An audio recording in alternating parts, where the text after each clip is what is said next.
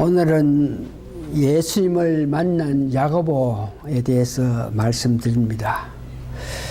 이 본문의 고린도 전서 15장을 읽었는데, 고린도 전서 15장은 부활장이라 그랬죠. 그래서 그 부활장의 복음의 그 완성은 성경대로 예수님께서 죽으시고 성경대로 예수님이 부활하심을 믿는 것이 복음입니다.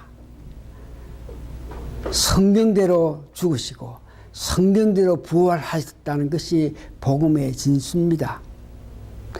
오늘 본문에서 부활하셔서 예수님께서 직접 이렇게 나타나셔가지고 역사하신 사건들을 고린도전서 15장 4절에서 8절 보면 순서대로 이렇게 기록한 것을 볼 수 있습니다. 그러나 그 부활장에 불행하게도 여자분들이 만난 이런 문제들을 포함하지 않고 기록했다는 것이 좀 문제가 있고, 다음 요한계시록을 기록한 요한에 대해서 예수님과의 만난 이런 문제를 기록하지 않은 것이 문제인데, 다행히 이 복음서에서 전혀 기록하지 않은 야고보가 예수님과의 만남 이런 내용에 대해서 복음서에서는 전혀 언급하지 않았는데, 사도 바울은 고린도전서 15장 7절에서 그 후에 모든 사도에게와 야고보에게 보이셨다 그러면서 야고보가 예수님을 만났다는 것을 기록해 놨습니다. 야고보라 그랬는데 성경에는 야고보가 많이 나옵니다. 여러분 잘 아시는 12제자 요한의 형제 야고보가 있었는데, 그 야고보는 일찍이 순교했기 때문에 오늘 본문에 말하는 야고보가 12제자 중에 있는 야고보가 아니고, 또 12제자 중에 보니까 작은 야고보라 하는 사람이 있는데, 이분을 봐도 야고보가 역할한 그 일들을 볼 때에 12제자 가운데 작은 야고보를 오늘 고린도전서의 야고보와 다르고, 오늘 고린도전서에서 기록한 그 야고보는 예수님 형제가 있었고 자매가 있었는데, 이것에 볼 때에 마태복음 13장 55절에서 56절 보니까 그 목수의 아들이 아니냐, 그 어머니는 마리아고 그 형제들은 야고보, 그 다음에 요셉, 시몬, 유다라 하면서 그 누이도 같이 있다 그러면서 이 말씀에 보니까 예수님의 동생 야고보가 있다 그럽니다. 그래서 그 오늘 본문에 기록한 야고보는 예수님의 동생 야고보를 두고 이야기하는 것을 알 수 있습니다. 오늘 이 말씀을 준비하면서 왜 복음서에서는 예수님과 야고보가 만난 이 문제를 기록하지 않았느냐, 그 문제를 가지고 한참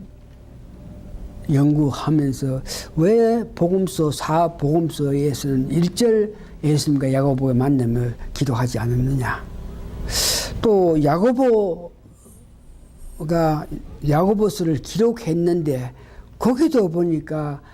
야고보가 예수님은 형이라는 이런 문제를 논하지 않고 1장 1절을 보니까 예수 그리스도의 종 야고보라고 이렇게 기록해 놨습니다.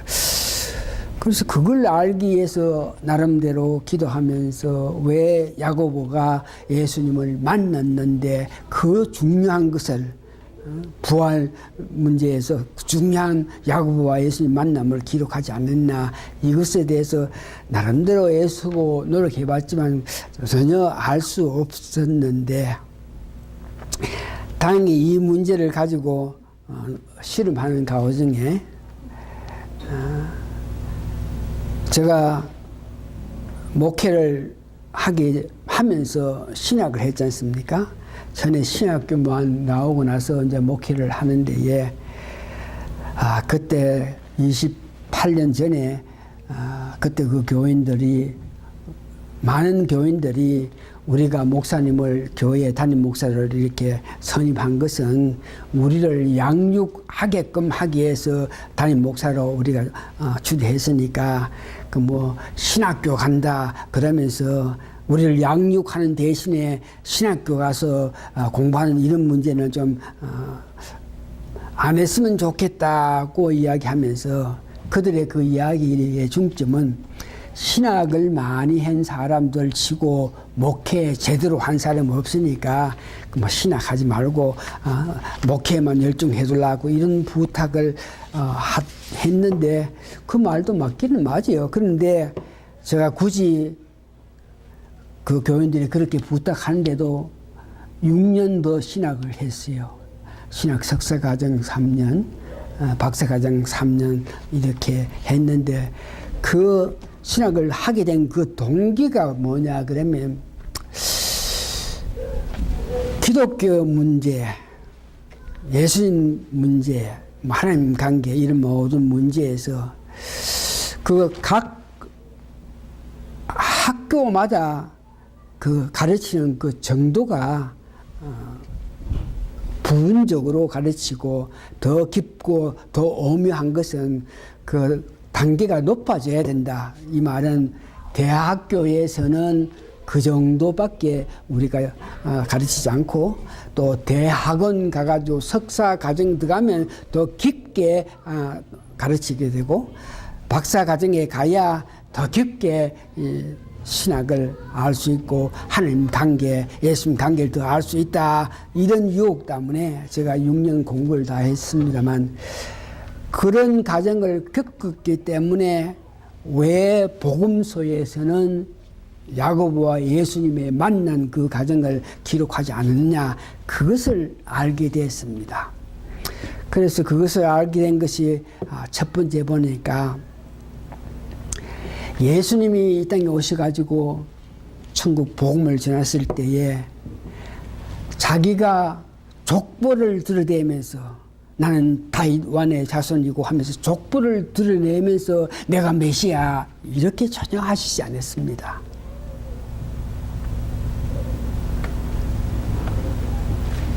예수님은 순전히 표적으로 통해서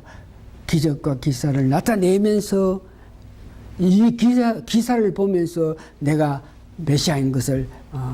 알아라 그러면서 기사로 통해서 메시아인 것을 나타내고 했죠. 그래서 사복음서를 기록한 요한은 하나님이 무슨 족보가 있느냐, 하나님인데 무슨 족보를 따지고 있느냐 그러면서 요한복음을 기록한 요한은 전혀 족보에 대해서 언급을 하지 않아요.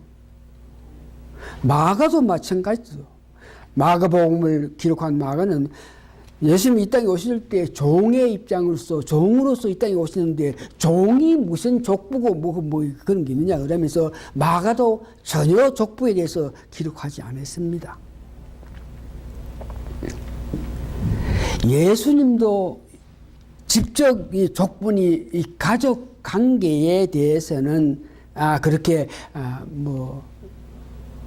기쁘게 논하기를 꺼려했던 그 모습을 보는데,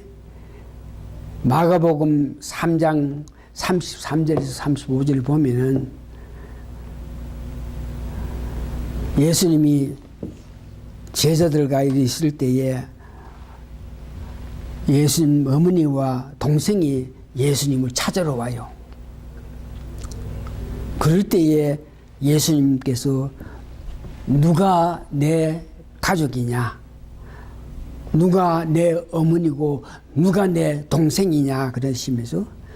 누구든지 하나님 뜻대로 행하는 자가 내 형제요 내 어머니라 그러면서 이 가족관계 족부의 관계에 대해서 예수님께서 그렇게 기쁘게 이렇게 논하지 않았기 때문에 복음서를 기록했던 그 사람들 가정에 야고보는 예수님의 동생이니까 가족관계이니까 복음서에 야고보하고 예수님 만난 이런 문제를 기록하지 않은 것을 봅니다. 족보 문제를 이렇게 따질 때 그 당시에 굉장히 무리가 일으키고 말썽이 많은데 에르미야서에 보면은 유대왕 여호와김이 유대왕을 할 때에 바벨론 군대가 쳐들어와서 그 유다를 곤란하게 만들고 괴롭히고 유다에게 많은 어려움 준다. 그러니까 그 바벨론 그들이 쳐들어오기 전에 그들과 좋은 관계를 맺으면서 가급적이면 어떻게 전쟁을 피하게끔 하라 그러면서 하나님께서 명령하셨는데 이 여호와김은 하나님께서 명령하신 것을 듣지 않고 하나님께서 명령을 하실 때에 에르미야 선지자로 통해 가지고 하나님 뜻을 여호와김에게 이렇게 두루마기를 통해서 말씀을 전했을 때에 여호와김은 하나님을 두려워하지 않는 그런 왕이라서 에르미야가 기록해 가지고 서기관 바르기 그 두루마기를 가지고 하나님께서 이렇게 당신 왕에게 말씀하신다 그러면서 그 말씀하신 것을 두루마기에 이렇게 줬는데 이 두루마기를 보면서 여호와김이 하나님 그 말씀을 가지고 그때에 겨울이라서 불을 쬐고 있는데 칼로 두루마기 말씀을 막 찢어가지고 불에 태워보는 그런 역사가 있습니다. 그럴 때 하나님께서 대노하셔가지고 유다왕 여호와김에게 너는 너 자손이 다윗 왕의 후손이지만 너 자손이 왕의 대를 잃지 못한다 그러면서 저주한 사건이 있습니다. 그래서 족보 관계를 항상 논하면은 다윗의 자손이 계속 왕이 되고 그 후에 또 다시 왕이 되고 이렇게 돼야 되는데 여호와김 저주로 말미암아서 그 아들이 왕이 되지 않은 그런 사건이 있기 때문에 이 족보 관계에 대해서는 그 당시 이스라엘 사람들은 굉장히 꺼려했던 그런 사건들이 있습니다. 그래서 족보 문제 때문에 누가복음은 그 여호와김 하나님께서 저주한 그 사건을 피해 가지고 족보에 보면 누가는 그 마리아의 집 안으로 통해서 쭉 올라가가 족보를 기록했고 마태가 족보를 기록했는데 여호와김 왕의 그 아들이 왕 되는 것을 피해 가지고 다른 왕으로 삼으면서 그런 문제로 통해서 족보를 기록했기 때문에 족보는 여러 가지 일로 인해 가지고 그 당시 사람들에게 여러 가지 말씀이 많은 그런 입장이 있는 그런 것을 봐가지고 사복음서를 기록했던 마태, 마가, 누가, 요한은 야고보서와 예수님과 만남, 다시 말해서 예수님의 동생이 야고보죠. 그러니까 동생과 만남, 이 가족관계니까 이런 문제를 피한 것을 봐서 그래서 사복음서에는 예수님과 야고보가 만난 그런 내용을 기록하지 않은 것을 볼 수 있겠습니다. 그래서 구체적으로 그러면 야고보는 누구냐 그럴 때에 야고보는 예수님의 바로 밑에 동생인데 이 야고보에 대해서는 역사적인 학자들이 많이 연구해가지고 알아봤는데 그는 날 때부터 아주 열심한 율법에 거룩한 그런 사람으로 태어나서 자라났다고 합니다. 아주 거룩한 자로 태어나가지고 그래서 그는 날 때부터 술 전혀 입에 대지 않고 머리에 삭도도 되지 아니하면서 대제사장만이 가는 지성소에 들어가서 열심히 기도한 사람이라고 합니다. 예수님의 동생 야고보는 이와 같이 태어날 때부터 거룩한 자가 돼서 술도 마시지 않고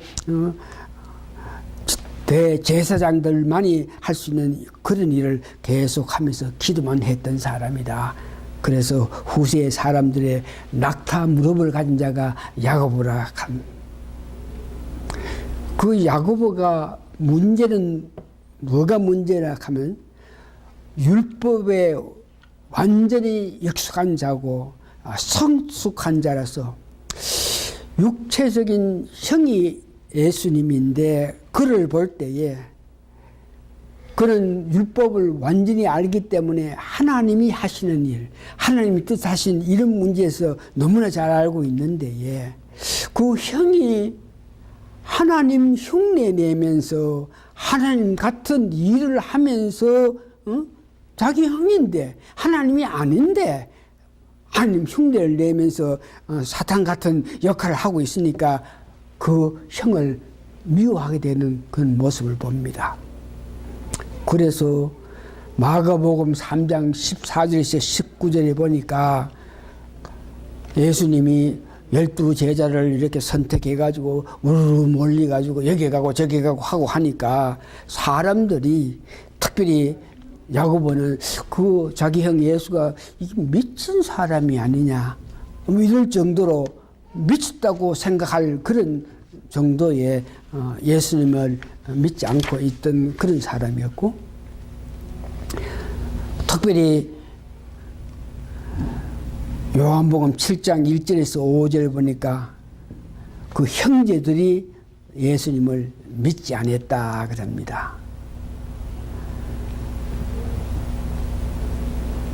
예수님과 같이 생활하면서 예수님 한 모든 것을 볼 때에 하나님만 할 수 있는 것들을 예수님 하고 하니까 이거 뭐 미친 사람이 아니냐 이렇게 믿었고 그러면서 전혀 예수님을 믿지 않았던 야고보입니다. 그런데 성경에 보니까 부활하신 이후에 어떤 분이 예수님을 만났기 때문에 그 야고보가 예수님을 미친 자로 생각했고 예수님을 믿지 않았던 예수님의 동생 야고보가 오순절 오기 전에 야고보는 사도행전 1장 4절을 보니까 120문도가 열심히 성령님 오시기를 원하면서 기도했던 그 장소에 기도했던 그 모습이 나타납니다.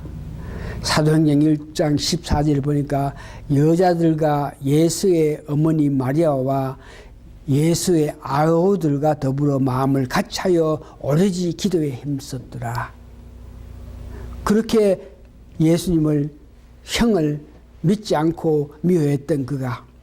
어떤 모양인지 예수님을 만났기 때문에 제자들과 가족들이 모였을 때에 유다도 모였고 그 형제도 다 있을 때 야고보도 거기에 모여서 열심히 기도했다.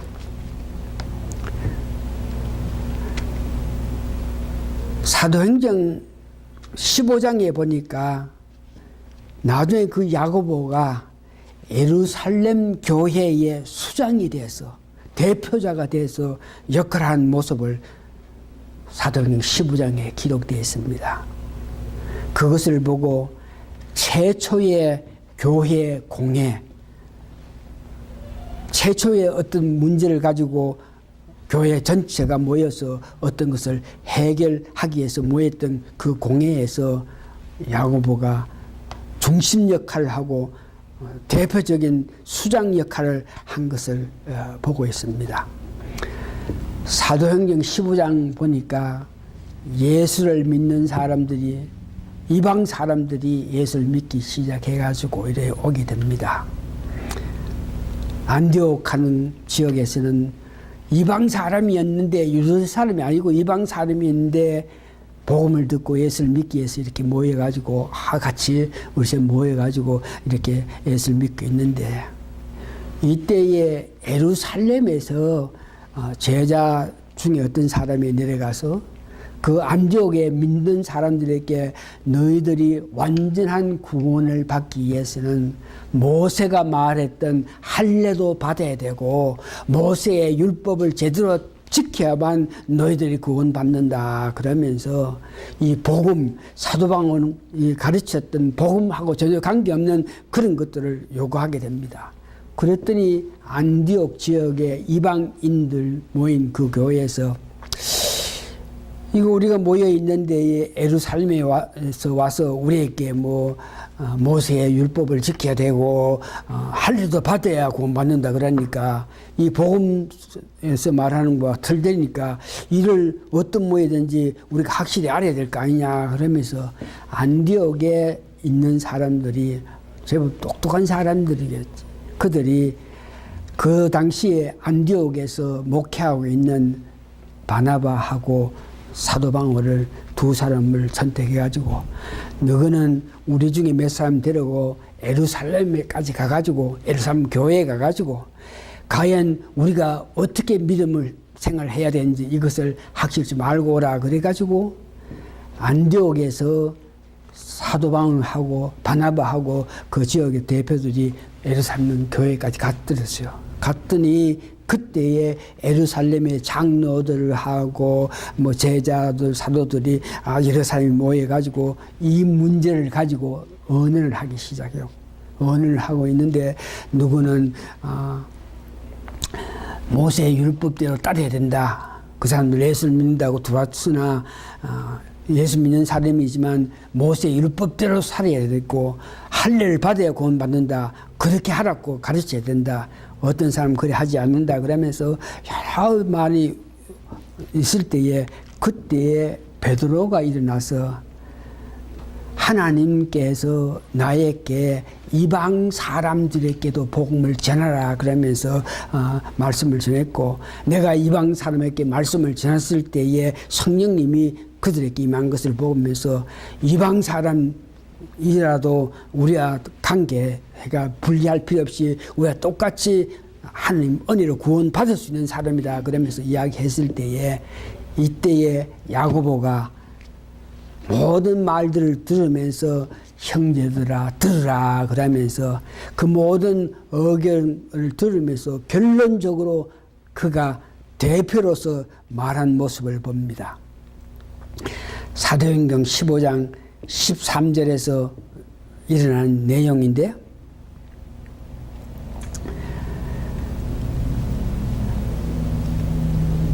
15장 13절에 예루살렘 최초의 교회에서 야고보가 수장이 된 것을 말을 마침에 야고보가 대답하여 이르되 형제들아 내 말을 들으라. 여러 사람이 언언하고 이렇게 말하고 저렇게 말하고 베드로가 말을 하고 이렇게 하는데 결론적으로 이 말을 듣고 와서 내 말을 들으라 그러면서 야고보가 명합니다. 14절 하나님이 처음으로 이방인 중에서 자기 이름을 위하여 백성을 취하려고 그들을 들보신 것을 시몬이 말했으니 베드로가 이방 사람들에게까지도 복음을 전하게 했다 하는 것을 말했으니까 선지자 말씀이 이와 일치하더라.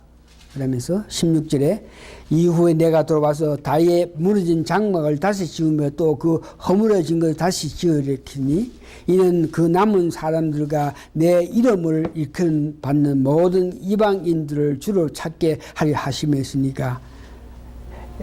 즉 애로부터 이렇게 하였다. 그러면서 이방 사람들에게 그렇게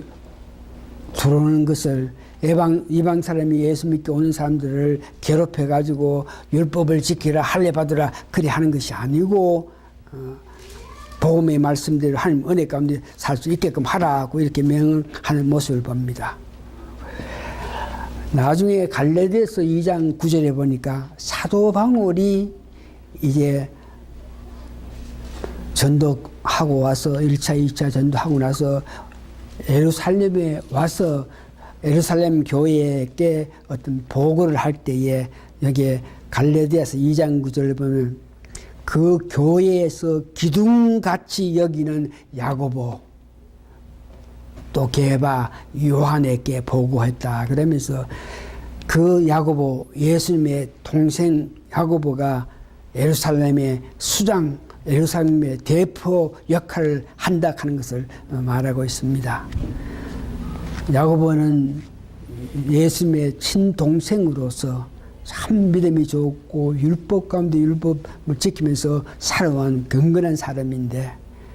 예수님 부활하셔가지고 만나기 전까지에는 예수님을 바로 인정하지 않고 바로 믿지도 않던 그가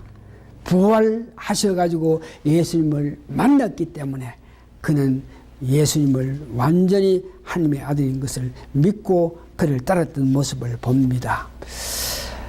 그러면서 그가 나중에는 야고보서를 기록했고 유대 많은 사람들이 야고보를 보면서 네가 예수가 너 행 것을 아니까 그 예수가 메시아가 아닌 것을 증명해라. 네가 사람들에게 나아가지고 예수는 나의 친형제이지 메시아는 아니다 하는 것을 증명하라 그럴 때에 그 유대 사람들이 말을 듣지 않고 예수는 메시아다 이렇게 증명해가지고 나중에 그 일로 인해 가지고 그가 죽게 됩니다. 이제 마지막으로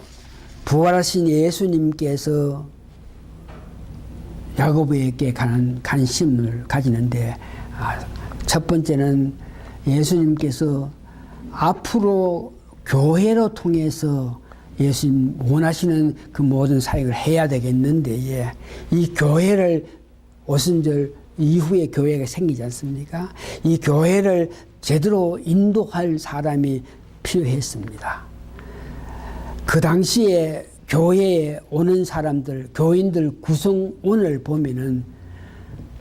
그리스도인도 있었고 유대인도 있었고 이방인들도 있었고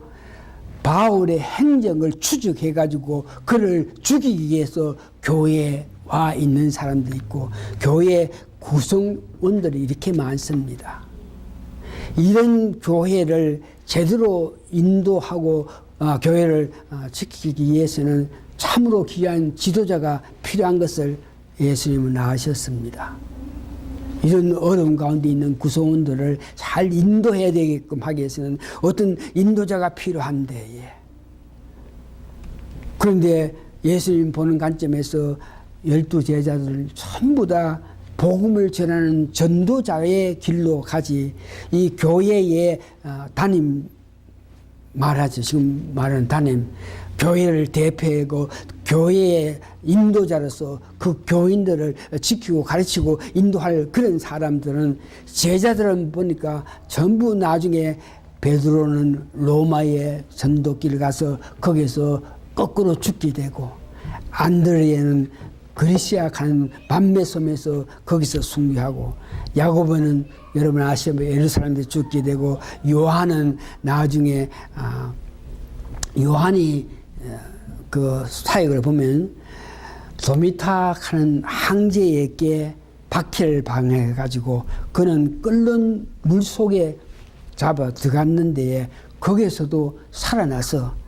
나중에 밤모섬까지 가가지고 거기서 예수님 만났던 그런 요한, 그 요한은 나이가 많아서 100살쯤 돼가지고 에베소와에서 죽게 되고 빌립은 소아시아에서 죽게 되고 바돌레마한 제자는 아르메니아에서 살 가죽을 다 벗기면서 순교당했고 마태는 에티오피아에서 칼로 복음을 전하다 칼로 찔려 죽었고, 도마는 인도에 가가지고 창에 찔려 죽었고, 작은 야곱은 예루살렘 탑에서 던져가지고 죽게 되고, 유다 다리아는 시리아에서 칼로, 열심당한 시몬은 페르사에서 이렇게 복음을 전하다가 전도길에서 다들 순교했던 것을 압니다. 그러니까 예수님께서는 모든 사실을 아시는, 미래 예수님 승천하신 이후에 교회의 구성원이 어떻게 되는 것을 알고, 또한 이들을 가르쳐야 될 제자들이 그들은 전부 다 전도길로 가기 때문에 누군가는 이 예루살렘 교회를 통해서 예수님 못다한 사역을 해야 될 이 교회의 지도자가 필요한데, 예수님이 그 지도자를 야고보 자기 동생으로 받는 것입니다. 왜냐 그러면 그는 믿음이 성숙했고, 믿음이 성숙한 자이기 때문에 그는 또한 열심히 기도를 했던 사람입니다. 그래서 이런 모든 다양한 사람을 제대로 인도하게끔 하기 위해서는 지혜가 있어야 되고 지식이 있고 해야 되는데, 특별히 기도로 통해서 교인들, 사랑하는 교인들을 위해서 기도했을 때에 하나님이 주시는 그 지혜를 받아가지고 그 지혜에 의해서 그 한 사람 한 사람을 가르치고 인도해야 될 사람은 야고보가 적합하다 생각해가지고, 자기를 부인하고 자기를 미워하고 자기를 의심했지만 예수님이 부활하신 후에 야고보를 만났을 때에 야고보의 그 마음속에 예수님 자기 행님이 성령으로 잉태하심과 하나님의 아들이시라는 것을 확실히 믿은 연후에는, 여러분 잘 아시는 사도 바울이 예수님 부활하신 예수님 만나고 난 후에 변해서 완전히 새로운 사람 된 것 같이 야고보도 마찬가지로 부활하신 예수를 믿은 연후에 그는 완전히 예수님을 믿고 성령으로 잉태하심과 하나님 자식으로서 이 땅에 오신 것을 믿게 됨으로 통해서, 그 믿음으로 통해서 교회를 다스릴 때에 어떤 지도자를 양성하게끔 하기 위해서는 시간이 걸려죠. 마태를 봐도 베드로를 봐도 그가 온전한 베드로가 되게끔 하기 위해서는 긴 시간 동안 그들 양육하고 그들을 가르치고 보게 했는데, 지도자가 되게끔 하기 위해서 어떤 기간이 좀 필요한데에 예수님께서는 야고보는 이미 모든 것에 성숙하기 때문에 예수님이 부활해서 나타나서 그 앞에 나타나기만 하면은 부활하신 예수님을 믿었기 때문에 그가 갖고 있던 그 성숙한 믿음으로 통해서 예루살렘 교회를 잘 성숙하게 다스릴 줄 믿고 그를 만나가지고 그를 예루살렘의 수장으로 세웠다 하는 것을 보게 됩니다. 이 야고보서를 보면서 은혜 받은 것은 하나님 말씀을 아는 것으로 끝이는 것이 아니고, 하나님 말씀이 내 삶에 주시는 참으로 지침인 것을 깨닫고 말씀에 따라 열심히 살다 보면은, 야고보를 보시면서 그의 가능성을 보셔서 예수님이 부활하신 이후에 야고보를 만난 것 같이 오늘 우리들도 말씀에 따라서 열심히 살다 보면은 우리 모든 것을 아시는 그 예수님이, 우리도 어떤 모양이도 우리 앞에 예수님께서 오셔가지고 우리에게 임하셔가지고 우리에게 귀한 능력을 주시는 그런 은혜를 고대해야 되겠다 생각하면서, 언젠가는 모르겠지만 열심히 주를 향해서 갔을 때에 어느 때 그 예수님이 우리를 보시면서 우리에게 큰 능력을 더 주실 때에 우리가 여러 가지 일을 할 수 있겠다 하는 것을 느끼면서 열심히 믿음 생활을 해 나가야 되겠다. 그래야만 예수님의 은혜가 우리에게 임하겠다, 이런 생각을 해봅니다. 야고보서를 이렇게 보면서 야고보는 아주 성실하고 아주 경건한 사람이라 그러죠. 그래서 많은 사람들이 이 교회 이런 문제에서 이 기독교를 보면서 어떤 아주 재미상 없는 종교에 전략한다. 살아가면서 예수 믿는 사람들을 보니까 종교에 얽매여서 정말 인생 사는 것이 재미상 없이 사는 그런 사람으로 생각된다. 이렇게 보는 사람들이 많은데 내 삶에서 가장 귀한 것이 예수님이고 내가 가장 재미있고 즐거워하는 것이 예수 믿는 것이라 생각할 때에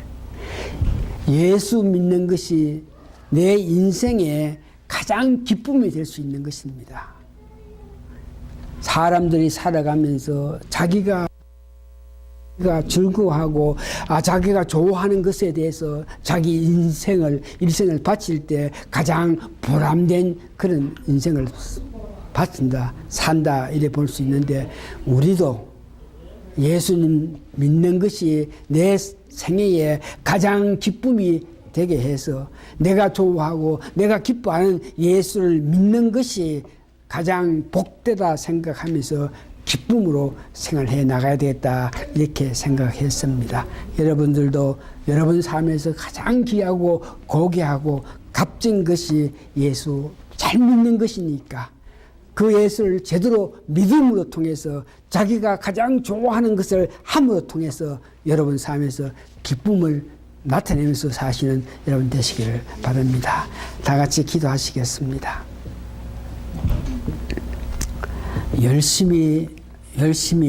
주를 위해서 살아갈 때에 그 고생, 그 수고, 그 노력을 보시면서 예수님이 직접 그에게 나타나서 능력을 주었을 때에 그에게는 무한한 능력과 권능이 임하게 되므로 많은 일을 하는 것 같이 저들 이왕 예수 믿는 것, 내 생애에 가장 귀한 것이 예수 믿는 것으로 통해서 기쁨으로 하루하루 살아갈 때에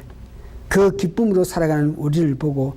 예수님께서 더 큰 은혜를 주시기를 고대하면서 살아가는 우리 모두가 되게 도와주시옵기를 예수님 거룩한 이름 받들어 감사 기도합나이다. 아멘.